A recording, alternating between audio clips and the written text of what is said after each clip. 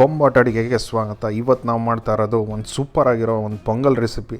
ಅದು ದೇವಸ್ಥಾನದಲ್ಲಂತೂ ಪೊಂಗಲ್ ಮಾಡಿದರೆ ಅಂತೂ ನಾನು ಚಿಕ್ಕ ವಯಸ್ಸಲ್ಲಿ ಎರಡೆರಡು ಸಲ ಕ್ಯೂವಲ್ಲಿ ನಿಂತ್ಕೊಂಡು ಪೊಂಗಲ್ ತಿಂತಾಯಿದ್ದೆ. ಇದು ದೇವಸ್ಥಾನದ ಪೊಂಗಲ್ ಇಲ್ಲದೆ ಇರ್ಬೋದು, ಬಟ್ ಖಂಡಿತವಾಗ್ಲೂ ಎರಡೆರಡು ಸಲ ಬಡಿಸ್ಕೊಂಡು ತಿನ್ನೋ ಅಂಥ ಪೊಂಗಲ್ ಇದು. ಬನ್ನಿ ಈ ಸೂಪರ್ ಆಗಿರೋ ಪೊಂಗಲ್ ಮಾಡೋದು ಹೇಗೆ ಅಂತ ನೋಡೋಣ. 1 ಕಪ್ಪಷ್ಟು ಹೆಸರು ಬೇಳೆನ ಹಾಕ್ಕೊಂಡು ಲೋ ಫ್ಲೇಮಲ್ಲಿ ಒಂದು 3-4 ನಿಮಿಷ ಇದೇ ಥರ ಚೆನ್ನಾಗಿ ಫ್ರೈ ಮಾಡ್ಕೊಳ್ಳೋಣ. ಈ ಹೆಸರುಬೇಳೆ ಫ್ರೈ ಮಾಡಬೇಕಾದ್ರೆ ಒಂದು ಜ್ಞಾಪಕ ಇಟ್ಕೊಳ್ಳೋದೇನೆಂದರೆ, ಇದೇ ಥರ ನೀವು ಮಿಕ್ಸ್ ಮಾಡ್ಕೊಳ್ತಾನೆ ಫ್ರೈ ಮಾಡ್ಕೊಳ್ಬೇಕು. 3-4 ನಿಮಿಷ ಚೆನ್ನಾಗಿ ಫ್ರೈ ಆದಮೇಲೆ ಇದನ್ನು ಒಂದು ಬೌಲ್ಗೆ ಹಾಕ್ಕೊಂಡು ಇದಕ್ಕೆ 1 ಕಪ್ಪಷ್ಟು ಅಕ್ಕಿ ಹಾಕ್ಕೊಳ್ಳೋಣ. ನೀವು ಯಾವ ರೈಸ್ ಬೇಕಾದರೂ ಹಾಕ್ಕೋಬೋದು. ಮನೇಲಿ ಮಾಡೋ ನಾನು ಸೋನಾ ಮಸೂರಿ ರೈಸ್ ಹಾಕ್ಕೊಂಡಿದ್ದೀನಿ. ಇದನ್ನು 4-5 ಸಲ ಚೆನ್ನಾಗಿ ವಾಶ್ ಮಾಡಿಕೊಂಡು ಸೈಡಲ್ಲಿ ಎತ್ತಿಟ್ಕೊಂಬಿಡೋಣ. ಇವಾಗ ಒಂದು ಕುಕ್ಕರಲ್ಲಿ ಈ ಹೆಸರುಬೇಳೆ ಮತ್ತು ಅಕ್ಕಿ ತೊಳೆದಿಟ್ಕೊಂಡಿದ್ವಲ್ಲ ಅದನ್ನು ಹಾಕ್ಕೊಳ್ಳೋಣ. ಇದೆಲ್ಲ ಹಾಕ್ಕೊಂಡಾದ್ಮೇಲೆ ಇದಕ್ಕೆ 5 ಕಪ್ಪಷ್ಟು ನೀರನ್ನ ಹಾಕ್ಕೊಳ್ಳೋಣ. 1/4 ಟೀ ಸ್ಪೂನಷ್ಟು ಅರಿಶಿನ, 2 ಹಸಿಮೆಣಸಿನಕಾಯಿ ಮತ್ತು ಸ್ವಲ್ಪ ಎಣ್ಣೆ ಹಾಕ್ಕೊಂಡು 2 ವಿಸಿಲ್ ತಕ್ಕೊಳ್ಳೋಣ.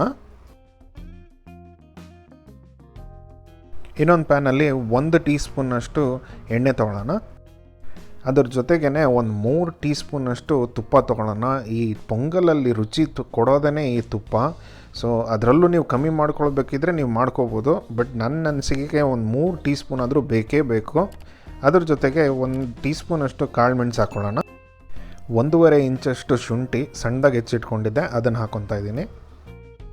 ಅರ್ಧ ಕಪ್ಪಷ್ಟು ಗೋಡಂಬಿ, 2 ಭಾಗ ಮಾಡಿರೋ ಅಂಥ 4 ಹಸಿಮೆಣಸಿನಕಾಯಿ. ನೀವು ಖಾರ ಜಾಸ್ತಿ ಬೇಕಿದ್ರೆ ಇನ್ನೂ 2-3 ಸೇರಿಸ್ಕೋಬೋದು. 1 ಟೀ ಸ್ಪೂನ್ ಜೀರಿಗೆ. ಇದೆಲ್ಲ ಹಾಕ್ಕೊಂಡು ಲೋ ಫ್ಲೇಮಲ್ಲಿ 4-5 ನಿಮಿಷ ಚೆನ್ನಾಗಿ ಫ್ರೈ ಮಾಡ್ಕೊಳ್ಳಿ. ಯಾವಾಗವರೆಗೂ ಫ್ರೈ ಮಾಡ್ಕೋಬೇಕು ಅಂದರೆ ಈ ಗೋಡಂಬಿನೂ ಲೈಟಾಗಿ ಕಂದು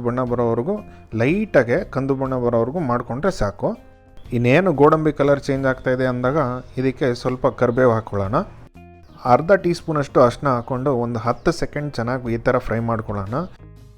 ತುಂಬ ಜನ ಇದಕ್ಕೆ ಹಸಿ ಕಾಯಿನೂ ಸಣ್ಣದಾಗಿ ಹೆಚ್ಚು ಹಾಕ್ಕೊತಾರೆ, ಅದೂ ತುಂಬ ಚೆನ್ನಾಗಿರುತ್ತೆ. ನೀವು ಗೋಡಂಬಿ ಹಾಕೋ ಟೈಮಲ್ಲೇ ಬೇಕಂದರೆ ಸಣ್ಣದಾಗಿ ಕಾಯಿ ಹೆಚ್ಕೊಂಡು ಹಾಕ್ಕೋಬೋದು. ಇವಾಗ 10 ಸೆಕೆಂಡ್ ಚೆನ್ನಾಗಿ ಫ್ರೈ ಆದಮೇಲೆ ಸ್ಟವ್ನ ಆಫ್ ಮಾಡಿಕೊಂಡು ಇದಕ್ಕೆ 1/4 ಟೀ ಸ್ಪೂನಷ್ಟು ಹಿಂಗನ್ನ ಹಾಕ್ಕೊಳ್ಳೋಣ. ಇದನ್ನು ಚೆನ್ನಾಗಿ ಮಿಕ್ಸ್ ಮಾಡಿಕೊಂಡು ಈ ಒಗ್ಗರಣೆನ ಇವಾಗ ಅನ್ನದ ಜೊತೆ ಸೇರಿಸ್ಕೊಳ್ಳೋಣ. ಕುಕ್ಕರ್ದು ಪ್ರೆಷರ್ ಇಳ್ದಾದ್ಮೇಲೆ ಇದನ್ನು ಓಪನ್ ಮಾಡಿ ನೋಡ್ಕೊಳ್ಳೋಣ. ನೋಡಿ 2 ವಿಸಿಲ್ಗೆ ಎಷ್ಟು ಚೆನ್ನಾಗಿ ಬಂದಿದೆ ಅಂತ. ಮಾಡಿ ಇಟ್ಕೊಂಡಿದ್ದಂಥ ಈ ಒಗ್ಗರಣೆನೂ ಇದಕ್ಕೆ ಹಾಕ್ಕೊಳ್ಳೋಣ. ಮತ್ತು ಪೊಂಗಲ್ ಮಾಡಬೇಕಾದ್ರೆ ಒಂದು ಜ್ಞಾಪಕ ಇಟ್ಕೊಳ್ಳೋದು ಏನಂದರೆ 4-5 ಕಪ್ಪಷ್ಟು ನೀರನ್ನ ಸೈಡಲ್ಲಿ ಕುದಿಯೋಕೆ ಇಟ್ಬಿಡಿ. ಯಾಕಂದರೆ ಕೆಲವು ಅಕ್ಕಿಗೆ ಸ್ವಲ್ಪ ನೀರು ಜಾಸ್ತಿ ಇಡಿಸುತ್ತೆ. ಮತ್ತು ಪೊಂಗಲ್ ಅಂತ ಇದ್ದಂಗೆ ಕೆಲವ್ರಿಗೆ ಇದು ಗಟ್ಟಿಗೆ ಇಷ್ಟ, ಕೆಲವ್ರಿಗಿದು ತೆಳ್ಳಗಿಷ್ಟ, ಕೆಲವ್ರಿಗಿದು ಮೀಡಿಯಮಾಗಿ ಇಷ್ಟ. ಸೊ ಅದ್ರ ಪ್ರಕಾರ ನೋಡಿಕೊಂಡು ನಿಮಗೆ ಎಷ್ಟು ನೀರು ಬೇಕೋ ಅದನ್ನು ಸೇರಿಸ್ಕೊಳ್ಳೋಣ. ಇವಾಗ ಇದನ್ನು ಚೆನ್ನಾಗಿ ಒಂದ್ಸಲ ಮಿಕ್ಸ್ ಮಾಡ್ಕೊಳ್ಳೋಣ. ಒಂದೇ ಸಮ ತೀರಾ ನೀರು ಹಾಕೋಕ್ಕೆ ಹೋಗ್ಬೇಡಿ. ಸ್ವಲ್ಪ ನೀರು ಹಾಕ್ಕೊಂಡು ನೀವು ಬೇಕಾಗಿರೋ ಹದಕ್ಕೆ ತೊಗೊಂಬರೋಣ. ನಿಮಗೆ ಬೇಕಾಗಿರೋ ಹದಕ್ಕೆ ತಂದಾದಮೇಲೆ ಇದಕ್ಕೆ ರುಚಿಗೆ ತಕ್ಕಷ್ಟು ಉಪ್ಪು ಹಾಕ್ಕೊಳ್ಳೋಣ. ಒಂದ್ಸಲ ಚೆನ್ನಾಗಿ ಇನ್ನೊಂದ್ಸಲ ಮಿಕ್ಸ್ ಮಾಡಿಕೊಂಡು ಇದನ್ನು ಸರ್ವ್ ಮಾಡ್ಕೊಳ್ಳೋಣ.